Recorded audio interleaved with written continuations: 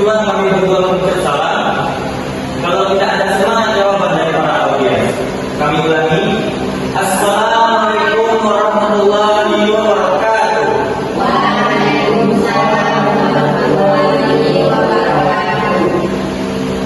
Puji syukur marilah kita ucapkan kehadirat Allah Subhanahu wa taala yang telah memberikan rahmat dan karunia kepada kita semua sehingga kita dapat hadir di acara kita pada pagi hari ini.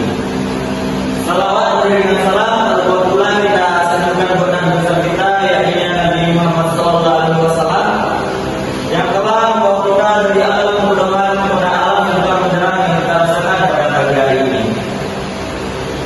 Baik, saya Topik sebagai pembawa acara pertama dan rekan saya. Dan saya Neka, pembawa acara kedua.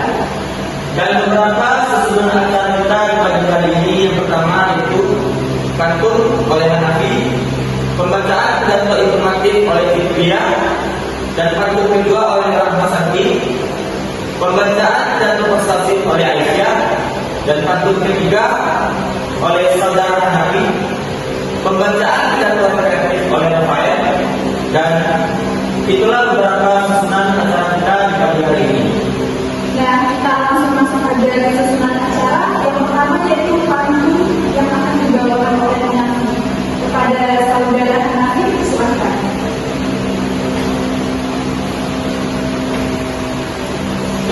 Baik, terima kasih kepada Rizky yang telah memberikan pembawaannya.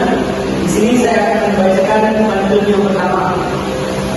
Pagi cerah belum berdiri, mentari bersinar penuh semangat. Teruslah maju gapai mimpi, jangan menyerah kalau bergerak. Yang kedua, berlayar perahu di tengah lautan, angin bertiup ke bawah harapan. Jika gagal jangan hentikan, terus berjuang hingga kemenangan. Bunga mawar mekar berseri, disiram hujan di pagi hari. Tetap semangat setiap hari, raih sukses pada pasti menanti. Sekian penampilan dari saya kembalikan kepada saudara.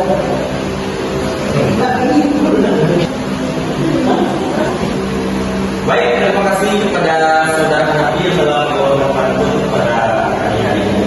Dan yang baik pembacaan pidato informatif yang akan dibawakan oleh Fitria Ramadhani. Kepada saudara Fitria Ramadhani, kami persilakan dengan hormat.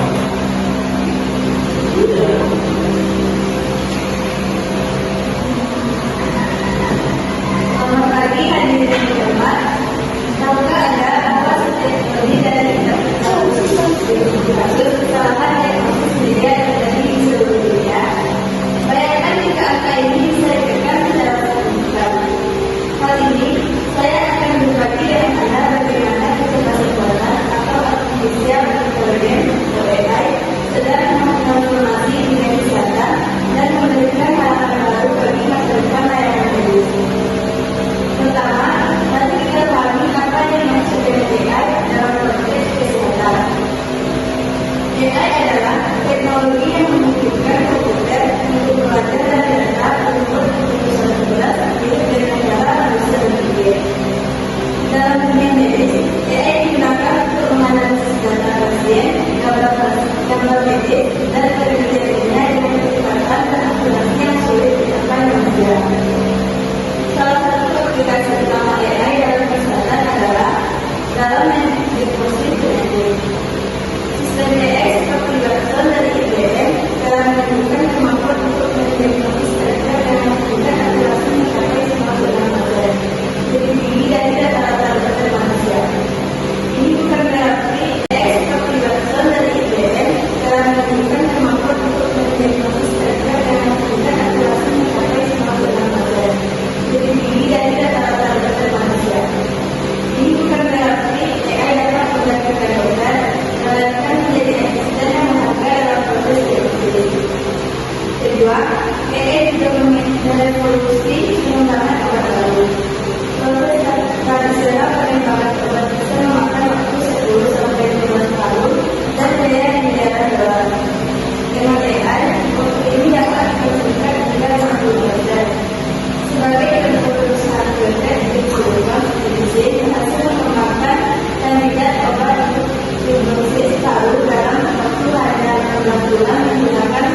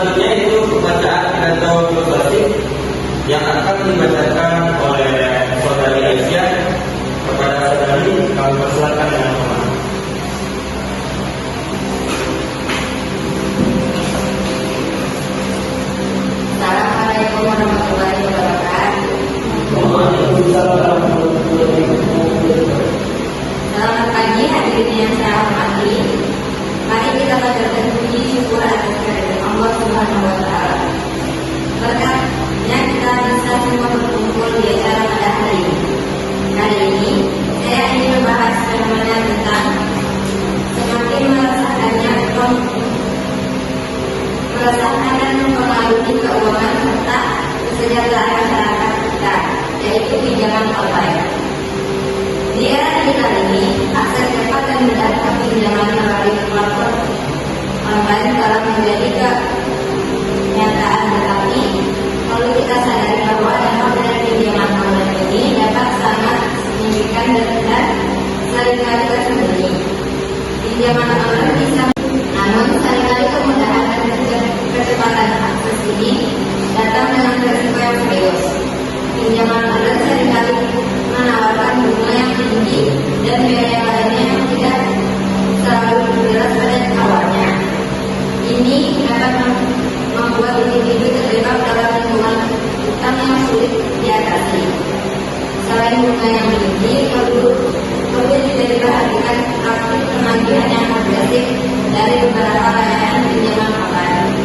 Banyak orang yang mengalami stres dan tekanan mental akibat ancaman penagihan yang berlebihan, yang pada gilirannya dapat mempengaruhi kesejahteraan mereka secara keseluruhan. Selain risiko finansial, penggunaan pinjaman online yang tidak bijak juga dapat mempengaruhi pola pengeluaran dan tabungan kita. Seringkali pinjaman online diambil untuk memenuhi keinginan yang sebenarnya bisa kita cegah atau dihindari.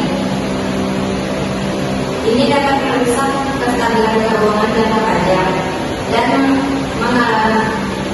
menghalangi kita untuk mencapai tujuan finansial yang lebih penting. Namun, saya ingin menekankan bahwa tujuan saya bukanlah untuk menghindari penggunaan pinjaman online sepenuhnya. Terkadang mereka dapat menjadi solusi praktis dan dalam situasi darurat atau mendesak. Yang perlu kita lakukan adalah memastikan bahwa kita berurusan dengan layanan yang terpercaya dan transparan, serta memahami sepenuhnya konsekuensi dari pinjaman yang kita ambil. Kita juga perlu meningkatkan literasi keuangan kita agar bisa membuat keputusan yang bijak dalam hal pinjaman. Mengetahui perbedaan atau antara pinjaman yang masuk akal dan berisiko. Memahami bagaimana bunga dan biaya diterapkan, serta merencanakan pengeluaran yang bijak adalah hal penting untuk menghindari dampak negatif dari pinjaman online. Dalam pengambilan pinjaman online, mari kita selalu ingat untuk bertanya pada diri sendiri, apakah ini benar-benar kebutuhan mendesak? Apakah saya mampu membayar pinjaman ini dengan bunga dan biaya yang ditetapkan? Apakah saya telah mempertimbangkan alternatif lain? Pertanyaan-pertanyaan ini dapat membantu kita membuat keputusan yang lebih bijak dan melindungi kesejahteraan finansial kita. Sekian dari saya. Assalamualaikum warahmatullahi wabarakatuh.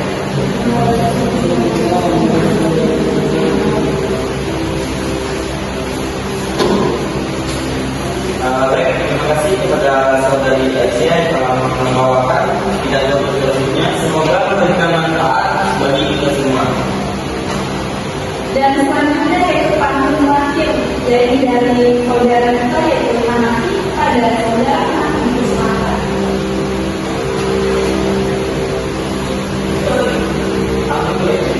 Assalamualaikum warahmatullahi wabarakatuh. Waalaikumsalam warahmatullahi wabarakatuh. Air jernih mengalir di kali, ikan berenang di air hati. Jangan ragu, jangan khawatir lagi. Usaha keras pasti berbuah nanti. Mentari pagi bersinar cerah, angin sejuk menyejukkan hati. Jangan menyerah dari suatu langkah, sukses pasti akan membawa kami. Bunuh-bunuh hingga pilihan, berkicau riang bersambut mentari. Terus melangkah dan bertahan, gapai mimpi dengan berani. Assalamualaikum warahmatullahi wabarakatuh.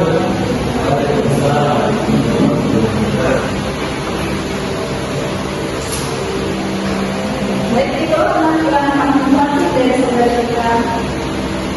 Saudara kita yaitu Hanafi pada saudara Hanafi Semata.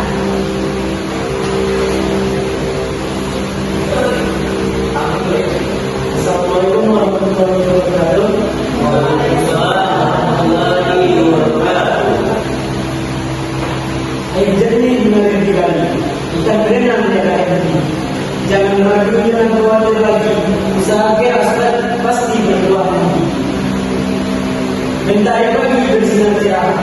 angin saja untuk menyejukkan hatinya.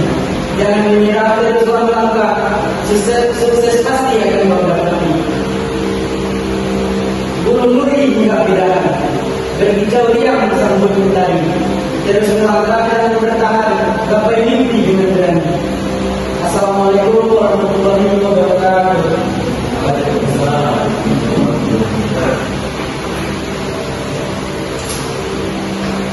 Baik, itu teman-teman masih dari saudara kita. Selanjutnya yaitu pembacaan pidato rekreatif yang akan dibacakan oleh saudara Rafael. Kepada saudara Rafael kami persilakan dengan segala hormat.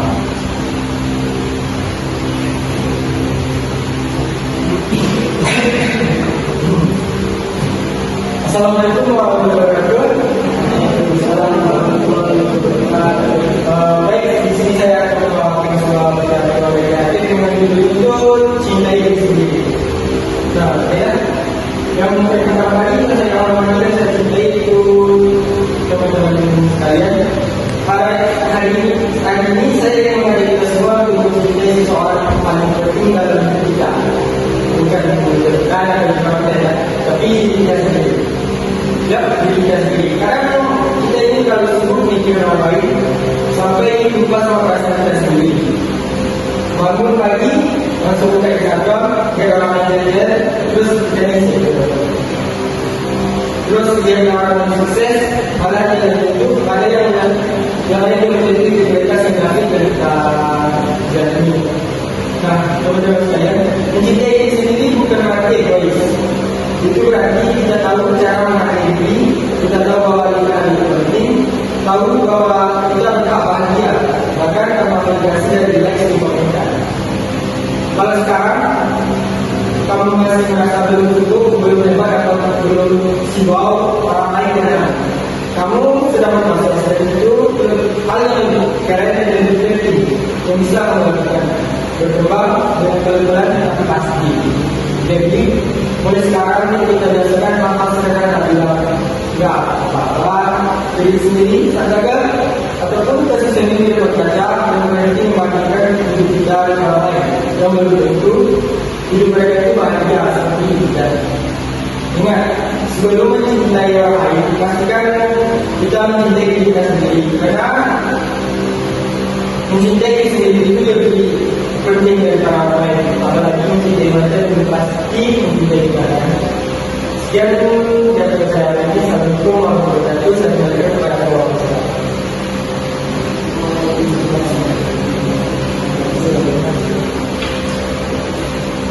Baik, itulah pembacaan pidato rekreatif dari saudara kita itu Rafael. Semoga dari pidato yang telah dibacakan oleh saudara dapat menghibur kita semua. Dan baiklah teman-teman, itulah rangkaian acara kita hari ini. Dan jika ada beberapa kesalahan dari kami, mulai dari perkataan, perbuatan, ataupun tindakan, semoga para audiens bisa memaafkannya. Dan itulah acara pagi hari ini. Kami sebagai MC dan saya Taufik Muhammad Zulfi dan Saya Pak Jendela. mohon undur diri. Wassalamualaikum